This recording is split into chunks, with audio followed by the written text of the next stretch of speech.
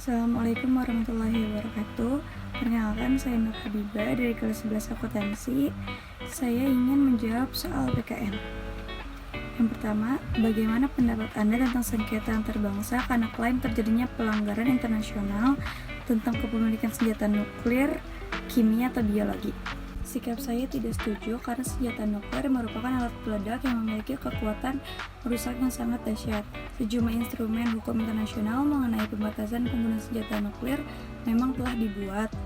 Akan tetapi tetap saja terdapat kemungkinan digunakannya senjata nuklir sebagai alat untuk mengancam negara lain. Beberapa senjata penghancuran massal seperti senjata kimia dan biologis sudah dilarang dan diatur perlucutannya melalui perjanjian tertentu, seperti Konvensi Senjata Biologis 1972 dan Konvensi Senjata Kimia 1993. Namun dalam rejim hukum internasional belum ada regulasi perlucutan senjata nuklir dan masih ada 5 negara yang diketahui secara yuridis sebagai negara yang memiliki senjata nuklir. Sementara itu, Persatuan Bangsa-Bangsa yang bertujuan utama menjaga perdamaian dan keamanan dunia sendiri telah menyebutkan dalam pasal 11 ayat 1 dan pasal 47 ayat 1 bahwa perlucutan senjata merupakan salah satu upaya menjalankan tujuan PBB. Persatuan Bangsa-Bangsa juga telah mensponsori dibuatnya Komisi Perlucutan, yang kemudian menghasilkan Perjanjian Non-Proliferasi Nuklir 1968 yang pada pasal 6-nya mencita-citakan terjadinya perlucutan senjata nuklir. Selain itu, Persatuan Bangsa-Bangsa juga telah menunjukkan keinginannya akan hal tersebut melalui organ mereka, terutama Dewan Keamanan dan Majelis Umum yang telah beberapa kali mengeluarkan resolusi mengenai perlucutan senjata nuklir. Dan beberapa negara pun telah mengikuti konferensi tertentu tentang perlucutan. Bahkan dengan semua fakta tersebut, tetap ada kekosongan hukum dalam pengaturan mengenai perlucutan senjata. Demikian dalam penelitian ini akan dibahas mengenai urgensi pengaturan perlucutan senjata nuklir serta mengapa negara yang memilikinya tidak melucuti, dan apakah pengaturan perlucutan tersebut dapat mendukung terjaga dan terpertahankannya keamanan dan perdamaian internasional. Tujuannya adalah untuk mengetahui jika ada urgensi untuk dibuat pengaturan perlucutan senjata nuklir sebagai senjata penghancuran massal dalam hukum internasional. Soal yang kedua, bagaimana pendapat Anda tentang cara penyelesaian sengketa internasional dengan kekerasan? Sikap saya setuju.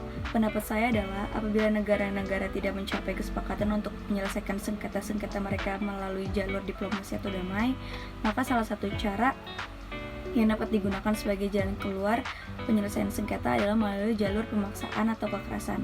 Penyelesaian sengketa internasional dengan menggunakan kekerasan secara garis besar dibagi menjadi 5. Yang pertama, perorangan; kedua, retorsi; ketiga, tindakan-tindakan pembalasan; keempat, blokade secara damai; kelima, intervensi.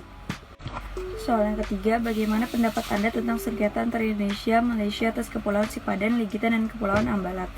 Sikap saya setuju. Penjelasan dari saya seperti berikut.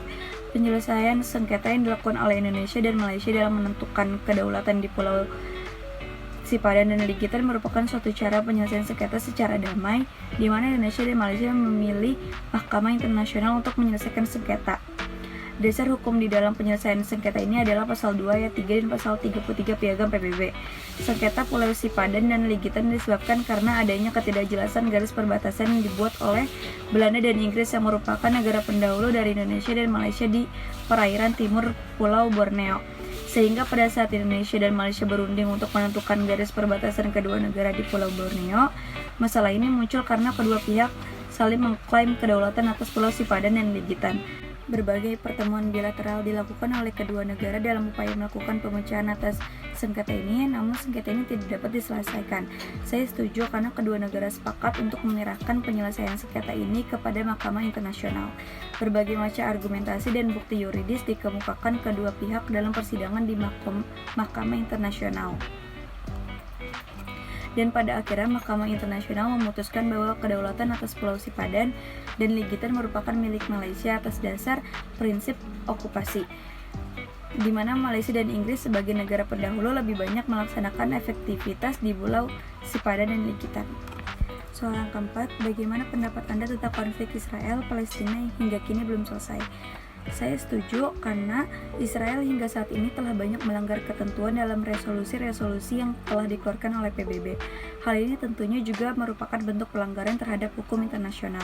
Seharusnya Israel dapat dikenai sanksi oleh DKPBB dengan dua aspek, yaitu aspek ekonomi yang terdapat dalam pasal 41 Piagam PBB dan aspek militer yang terdapat dalam pasal 42 Piagam PBB. Namun, jika DKPBB tidak dapat menerapkan sanksi ini dikarenakan adanya hak veto dari negara anggota PBB, maka DK dapat melimpahkan persoalan ini kepada Majelis Umum sebagai suatu tanggung jawab residu.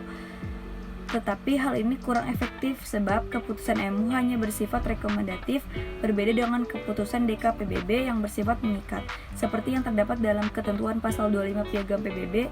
Meski demikian, menurutnya jalan terbaik untuk menangani konflik Palestina-Israel ini adalah dengan penyelesaian secara damai. Walaupun diperbolehkan menggunakan sanksi ekonomi dan militer dalam suatu konflik, tapi penyelesaian secara damai tetap lebih diutamakan dan diinginkan oleh dunia internasional. Hal ini termuat dalam ketentuan pasal 2 ayat 4 Piagam PBB dan pasal 2 ayat 3 Piagam PBB. Cukup sekian jawaban dari saya, kurang lebihnya mohon maaf. Wassalamualaikum warahmatullahi wabarakatuh.